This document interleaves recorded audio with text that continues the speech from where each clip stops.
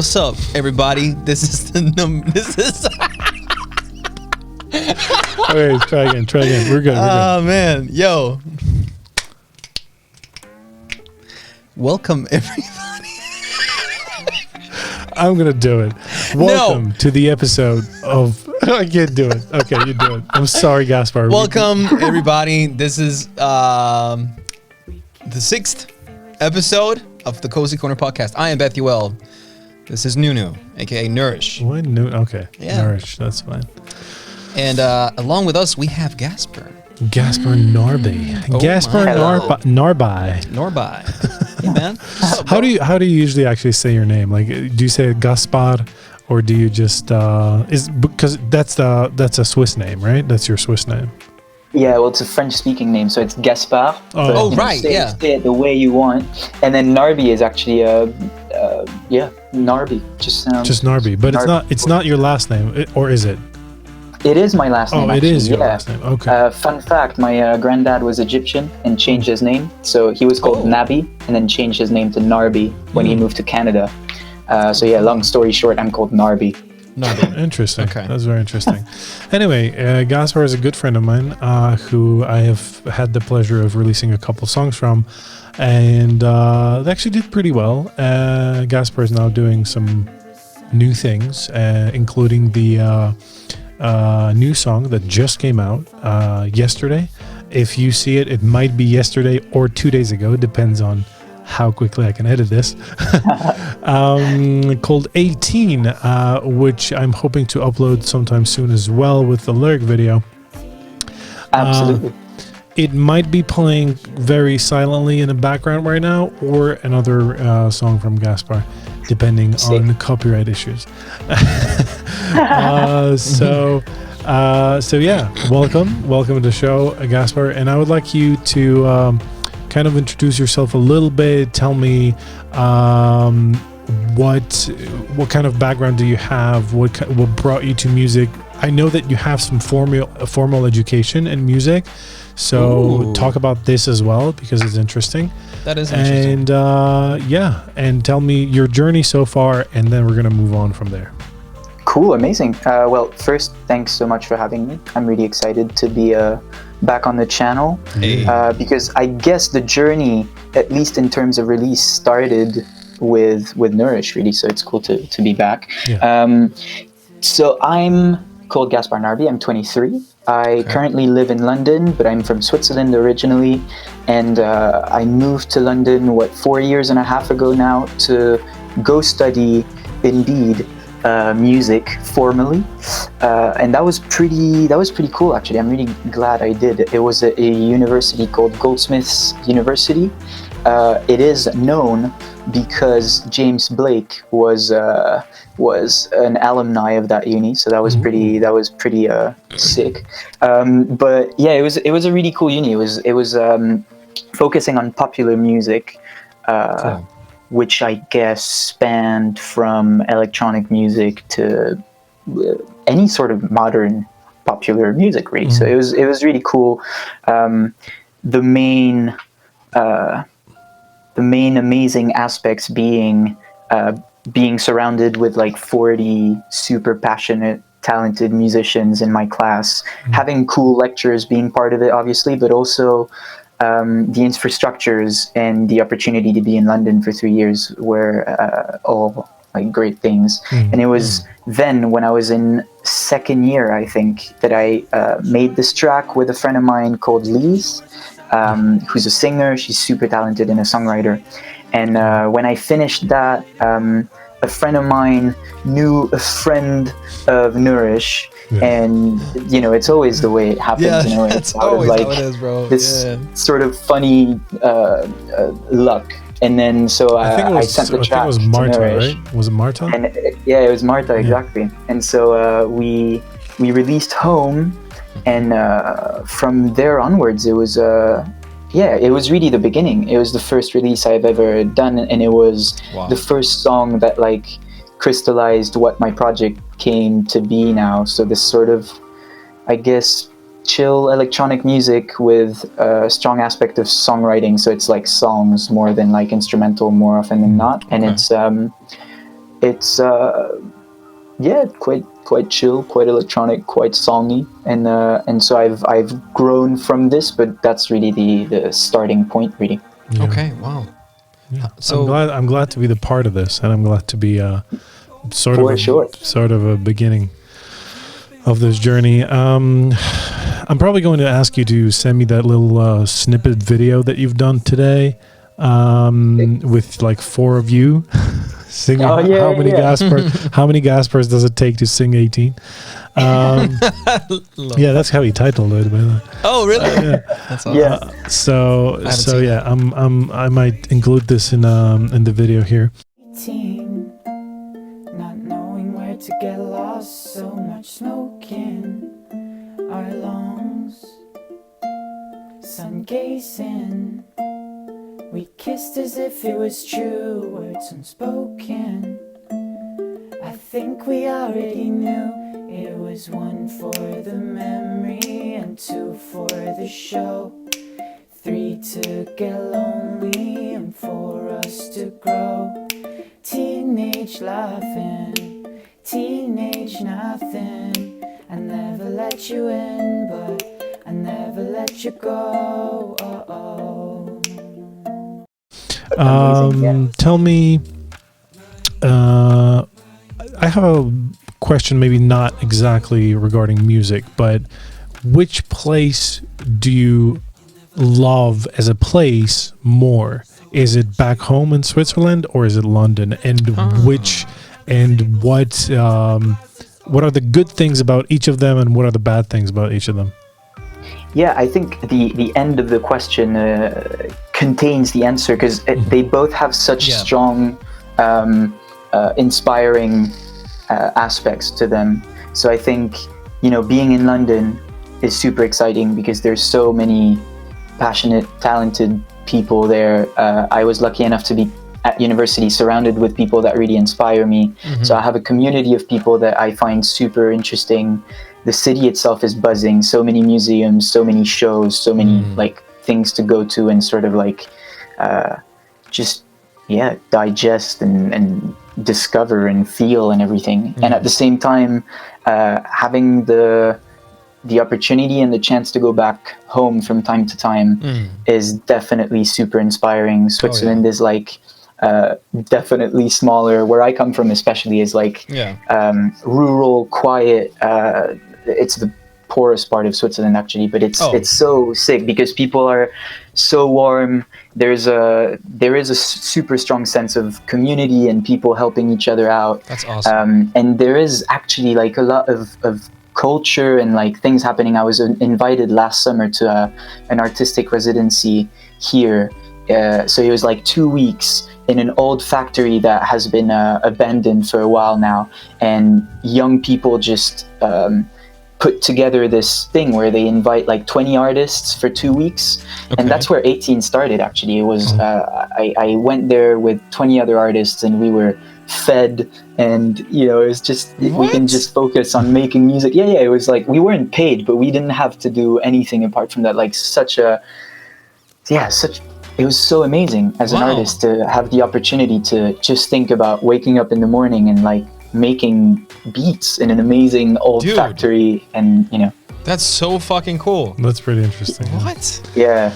So when I was in there, I had a Revox tape machine for the 70s, like just like these stereo tape machines, and I recorded some uke with 6 strings. It's called a guitarlili, so it's a bit like a uke, but it's a bit like a guitar too. And they're super sick. They're super cheap, so anyone interested in them should definitely check them out, I think. And I just had this in the tape machine, and I started 18 on that. And so Switzerland is definitely super inspiring and has amazing opportunities and a sense of community and people that really, just try their best to like make it into a super interesting place. And London doesn't even have to try. It's definitely just a place where everything is like happening, and it's super interesting. So starting 18 in Switzerland, bringing back to my place in the UK, working on it there. So I think the answer is like really finding the advantages of each place that you can go to and just make it the place that inspire you, really, because they all have advantages, really. Yeah. One thing that I'm wondering, more often than not, I can see those little videos on Facebook that show Switzerland as this absolute paradise. Yeah. And there's like mountains that are weirdly high. And I'm wondering, how true is it, and how much of it is a trick of the lens and the trick of the actual camera? Because some of the views are insane. Yeah, it's probably also a bit of a trick of the tourist company that makes money off people coming to Switzerland. No, honestly, it is. Switzerland is like super, super beautiful. A lot of it is really super beautiful. What I find pretty crazy when you think about it is that it is really small. I think if you could spread the mountains down, it'd be huge. It'd be the size of I don't know what, but it's like it just has a lot of mountains, a lot of like nature, and my part of Switzerland is not exactly like in the mountains or anything, but it's still like, it's interesting because it's only when I left that I realized how beautiful it was. When I was a kid and people came to my part of Switzerland to visit my parents or whatever, and they'd say things like, "Oh, the light is so beautiful." I was like, "What are you talking about?" And then I left. I went to London. I came back for the holidays, and I was like, "Oh, the light is so beautiful." And I turned into the person I hated as a kid. But it's so cool to be able to come back. One more question that I have regarding the recent situation, because like this is a hot question right now. The boo-boo virus? The boo-boo virus, Boo-boo virus. How is the quarantine treating you? Is anything different, or are you just like the way everything was before? So I went back to my dad's place. Actually, I'm in Switzerland, and honestly, so London was a bit weird because at first, it's an island. I think we were all pretty sure, the entire human race was pretty sure that it was fine, but actually it really wasn't. But being on an island and everything, the UK sort of felt even more invincible than other places I feel. And I had family back home, and Switzerland got hit pretty fast. So I think I was maybe a bit more aware through family that it was actually quite intense. Wait, and you got family members that's infected? Sorry? You got family members that's infected, or? No, but it was still, in Switzerland, because we're so close to Italy, there was quite quickly like a strong realization that we needed to take care of each other and everything. And so my dad was like, yeah, just come home. So I have I enjoy free food right now, which is great at my parents' place. That's the best thing ever, bro. Yeah, exactly. Favorite kind of food, free food. Yeah, exactly. Oh, sorry, I hit my desk. But the weird thing I think is that I work on music, and I could totally do it right now. So it doesn't change that much. But there is a thing where I realized that being productive right now is I don't know. It's a time where I think we all should allow ourselves to slow down a bit. So I was like, okay, try not to feel guilty about not making music for 10 days, 15 days. And I genuinely took it easy for the first time since I stopped uni a year and a half ago. And I was like, okay, it's fine if you don't make a beat every day, which I like.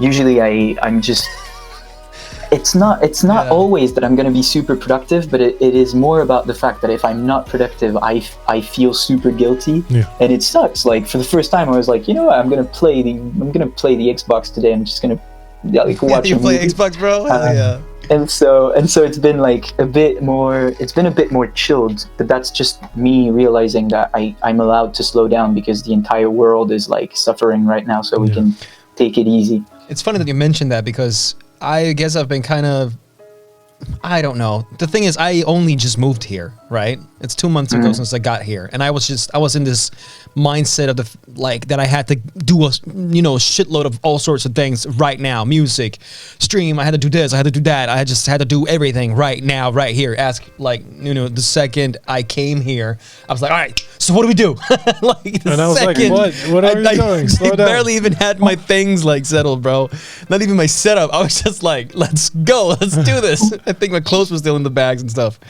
But you're totally right, man. Because let's be honest, especially the dudes that's like the dudes and the dudettes, I'm sure that's like mid-20s have hustled, a lot throughout their lifespan so far. And I can imagine right now, maybe it is a really healthy idea to just sit back, relax, and and I mean, I totally understand that there's a privilege in saying this, and like not everyone is can sit down and take it easy. That's true. But there is also a sense of like just being grateful for the world to slow down rather than being worried about it right now is I think a healthy thing in a way. But yeah. About that, you're very right about that as well. Since like take my mom for an example, she actually is not getting paid at all from her job, so she's that's rough. I really hope they're gonna make it at home. That's for sure. Luckily, my father, he makes a somewhat solid amount of money, so I'm pretty sure they're gonna be okay. Somehow they always manage, and I don't know how, because they never have it's just amazing to see, man. It's just incredible. So I hope they're gonna manage. I hope they're gonna be all right. I actually kind of have we said uni, but that's like a musician college type thing, right? It was actually, it's a university. It has like anthropology. It's known mostly for their art course, where Steve McQueen was, who made 12 Years a Slave. They have a really good anthropology and design department. Okay. So they had all kinds of just departments, but the music department was the one that I was in. So it's an actual degree. Hopefully I can one day maybe get a job. But for now, music is the one. Yeah. I kind of want to ask you, because there's this, what do you call that in English? We have this thing in Denmark called the musician conservatory. Is that a word? Conservatory? Conservatory? Yeah. Where you could get an education as a songwriter, as a producer, as a, so on and so forth. Oh, no, in Denmark, they have that for something else than just classical music training. Yeah. That's sick. Okay, I think in Switzerland it's mostly for like jazz musicians, or then classical like violin and stuff like that. Or I would have thought, maybe I'm just misinformed. This, as far as I know, at least in Denmark, they practice all of it. Literally everything. Sick. That's super cool. Yeah. They're very large. That's because our education system is off the hook, bro. I know. I've heard. Yeah. You've heard? Yeah. Yeah. No, but I wanted to ask you, because I want to ask you how this education, like how it helped you. I mean, I think, through, like, as I said sort of earlier, I think the community, and like what was really cool was that, as I said, we were about 40 in that course, but most of us were doing completely different things. So I was like, like I was doing this sort of chill electronic music, but they were singer-songwriters, they were sort of beat makers, some ambient noise producers, and like this classically trained pianist, and just what was really healthy about this, I think, is that in a way it allowed for a really healthy competition, I want to say. So we all pushed each other, but we weren't all in the rap game trying to make it and destroying each other's faces when we could, So that helped. That's cool, man.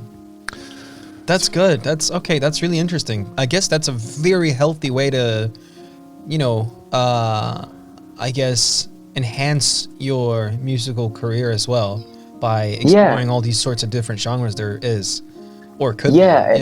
No, totally. And I think I'm trying to think of how it could have been done without university, because like right now the artists that I connect with most are artists that work in a similar field or genre than me, and having the opportunity to meet and actually become friends with people that are musicians, think about music all day, Right. are really passionate about it, but also think about it in entirely different terms than I do, was exactly. like just super inspiring, super cool. Exactly. I experience that every once in a while as well when I make music with other artists. Not that I have done that a lot, because I really haven't. I need to do that so much more than I do already, by the way. Anyway. I want to ask you about, because I know it's a very, very specific, and you have a vision for these, or for those that I'm going to ask about. What's your process, or what are your visions for music videos? Because I know they're very specific, and you always like to have a director, you always like to have a crew, you always choose locations. It is always something different, and something well produced, but also keeping this kind of DIY lo-fi-ish kind of feel to totally. I think, how did it start? So when I worked on home, it obviously always starts with the music. I have to be honest, like I don't really think of the music video as I'm making the music. Yeah. But then when it's done and it's there's a result that is right there in front of me, thinking about like visuals that can accompany it is like so interesting. And I think as a solo producer, I love to work with like other artists, to have like guest singers or things like that. So that's already something where I can have another vision come in the project and sort of inspire me. But music videos are another way of like having someone come in and interpret what they think the song is about and everything. So that it's a way of like, allowing someone else to come in and like bring their vision to life and everything. So there's a strong aspect of collaboration, as you mentioned, working with a director. So with a home and an absentee, it's this Swiss visual artist. She's called Yolan, and she's so talented. She's the kind, I sent her the track and she was like, I want to shoot in a swimming pool. And I was like, how are we going to do that? That's awesome. We don't, it was like February, I think. And I was like, okay, so it has to be an inside swimming pool. We can't do it outside, or we're going to freeze the actor to death. Yep. And so then it was like, okay, how do we find a swimming pool that's inside and that we don't have to spend money? And I was like, okay, so I thought of, as I mentioned earlier, the community in Switzerland and friends and everything. And I was like, I used to play tennis with a guy who I think once mentioned that he has an indoor heated swimming pool. Oh my God. I was like, okay, that's a shout. Like, this guy was super sweet. So I texted him and he was like, yeah, come whenever, you can use the swimming pool. And I was like, cool, no way. dude. So it was free. Like, I made lasagna for the family that hosted us. And we so just cool. went there for a day and recorded the music video. And it's the kind of thing, like, trying to find solutions. Sometimes it just doesn't work and it's too complicated. Like, for one video, we wanted to, I think it was for Sight, we wanted to shoot in a car and everything, but it was just like, it gets dangerous, it gets stupid. Wasn't it shot in New York or something? Yeah, exactly. Sight. So I met this guy through a friend in London who's a director based now in Brooklyn, but he lived in Manhattan at that point, and it was just like such a sweet guy. And actually for 18, I contacted him and I was like, dude, do you have any archives? Because it's a lot about memories. And I was like, I know he shoots on 8mm film. And I was like, Theo, if you have like stuff that you shot in the past that are like linked to warm memories to you and they're just sitting on a hard drive, if you're down to work with me, it'd be so cool. So again, it was a bit like, okay, how can I make the vision of the track work, or how can I include this other person to bring the musical aspect to visuals? And Theo he was like, yeah, I worked for a brand in Mexico, and I shot some like sunsets and stuff on 8mm film that weren't used for the end result of the ad he was working on. And he was like, yeah, just let's make something together. And and I think depending on how you work with visuals, they can really participate to the story you're trying to tell with the music, or they can tell it an entirely different story, but it can still like, you know, bring it all together. And it's just something I really like. And so far I've been really lucky with the people I've been working with. They've been really inspiring, and they're all friends in the end, more than just collaborators. That's awesome. That's very cool. That's what it's all about, man. Yeah, no, for sure. I'm literally agree. trying to make that happen myself as well. I got a bunch of friends. I'm probably going to be want. putting snippets. Doggy, shush. Come on, Luna. I'm probably going to be putting snippets of the videos that I can put up because I can. Those that I can't, I'm not going to put up. But those that I can, I'll put up the snippets here and there. For sure. Yeah, there you go. A little kissy-mees. Kissy-mees. Koosa-moose. She doesn't want to kiss the dog, and I'm like, hell no. Look, that dog smell like shit. She smells good. like a dog. Yeah, and she licks her asshole and her beepee and everything, Yeah, bro. I'm good. I don't want to kiss the dog. It's cute. All right. So we've covered the topics of your origin. Yes. Uni, Switzerland versus UK. Yes. Videos, how to make videos, why they shoot on 8mm because it's cool. And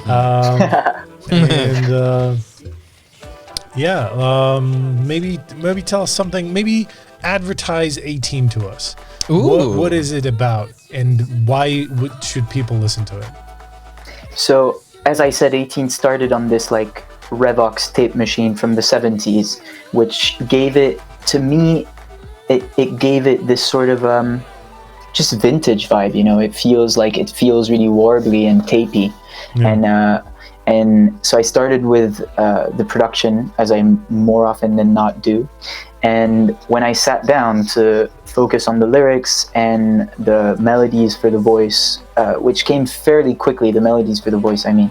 But when I sat down for the lyrics, I was like, okay, I think the vibe this gives me is like how, you know, when I think of my teenage years, for some reason, I think memory has the faculty to the beauty to make you forget all the bad things. So I just remember my teenage years like with sunshine everywhere. Okay. And it was it's a bit about encapsulating that feeling of like the innocence, the naivety,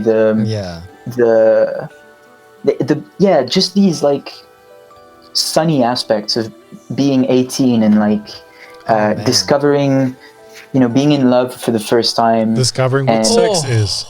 Well, discovering what sex 21, is sort of in the song. No, not really. To be fair, it's more about like, you know, just going skateboarding for the first time. Dude, I was 10 when I've done that. You got me there, man. Hell yeah. You skate, bro? Yeah, a little bit. Awesome. I snowboard a bit more as a Swiss guy. Yeah, You know? of course.